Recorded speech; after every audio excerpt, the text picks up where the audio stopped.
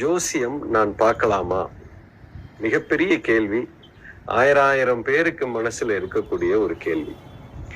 முதல்ல இந்த ஜாதகம், ஜோசியம் உண்மையா அப்படிங்கிறத பார்க்கறதுக்கு முன்னாடி, இந்த ஜோசியம், ஜாதகம்னா என்ன? ஃபர்ஸ்ட் அதை புரிஞ்சுக்கணும். அதாவது இது உங்களுக்கு ஒரே வரியில பதில் சொல்லணும்னா, இது உண்மைன்னு சொல்லலாம், பொய்ன்னு சொல்லலாம். என்ன குருஜி இப்படி எங்களை கன்ஃபியூஸ் பண்றீங்க? அதாவது ஒரு மனிதன் கர்ம வினையோட இருக்கும் பொழுது, கர்ம வினையினால் அவனுடைய வாழ்க்கை நடந்து கொண்டு இருக்கும் போது ஜோதிடம் கட்டாயம் வேலை செய்யும். இது பாயிண்ட் நம்பர் 1.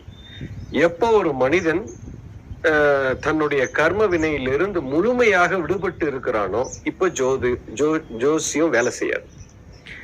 அப்போ அடுத்த கேள்வி உங்களுக்கு வரும், கர்ம வினைனா என்ன?